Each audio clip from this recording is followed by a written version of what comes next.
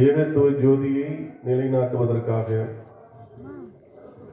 ஒரு குடும்பமே அதற்காக வார்த்தைகளால் வர்ணிக்க முடியாத அளவிற்கு தியாகங்களை செய்திருக்கிறார்கள். அந்த தியாகத்தினுடைய விளைவு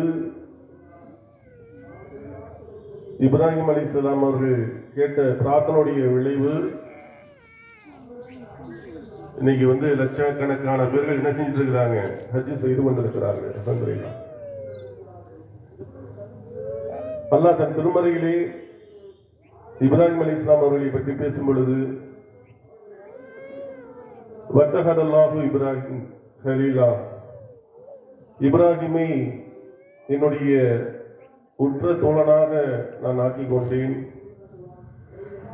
இன்ன இப்ராஹிம கான உம்மத்தன், இப்ராஹிம் அலைஹிஸ்ஸலாம் அவர்கள் ஒரு சமுதாயமாக திகழ்ந்தார்.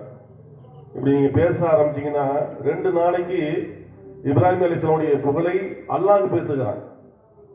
அவ்வளவு தியாகங்கள் செய்திருக்கிறார்கள். ஏகத்துவ கொள்கையை நிலைநாட்டுவதற்காக தன்னுடைய தந்தையிடம் சென்று முதல் பிரச்சாரம், யா அபதி, என் அருமை தந்தை. வார்த்தையை கவனிக்கணும். வாப்பாட்ட போய் பேசும்போது எவ்வளவு ஒரு கண்ணியம் பாருங்க. யா அபதி, என் அருமை தந்தையை. அவங்க தந்தை யாசர் யாசர் அவர் ஒரு சிலை வணங்கி மட்டுமல்ல, சிலையை விற்பனை செய்பவர் கூட. அங்க போய் பேசுறாங்க, எதையும் பேசுவதற்றையா வணங்குகிறீர்கள் என் அருமை தந்தையே?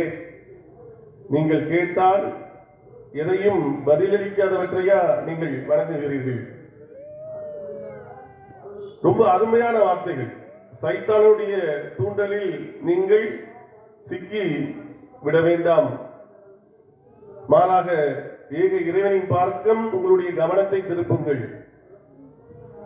மாறாக அவருக்கு கிடைத்தது, எனது அருமை மகனே, இதற்கு மேல் என்னிடம் நீ பேசினால் உன்னை கல்லால் அடித்துக் கொள்வேன்.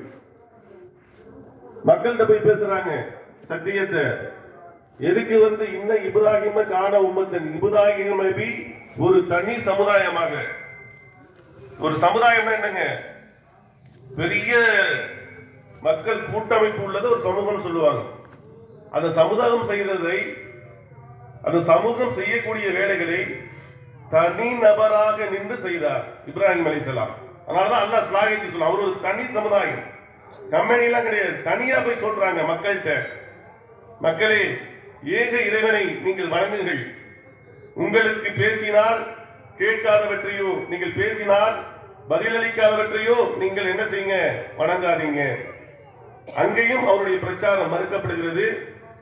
இறுதியாக அரசரிடம் அவர் சொல்றாரு, நான் தான் இங்க கடவுள்.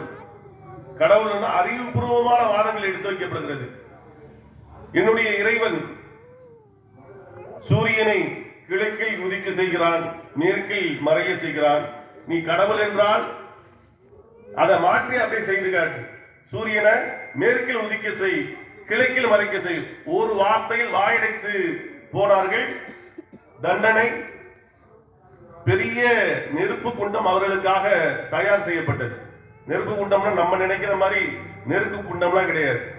பெரிய ஒரு அரண்மனை கட்டும் அளவிற்கு பள்ளம் தோண்டப்பட்டு ஆயிரக்கணக்கான விறகுகள் குமிக்கப்பட்டு, எந்த அளவுக்கு என்றால் நெருங்கவே முடியல. இப்ராஹிம் அலைஹிஸ்ஸலாம் ஒருத்தர் போய் தள்ளி விடணும்லங்க, நெருப்பு குண்டத்துல போய் போடணும்ல, ஒருத்தவர் போட கூட முடியல. அந்த அளவுக்கு அனல். எப்படி செஞ்சாங்கன்னா சீசா படகு மாதிரி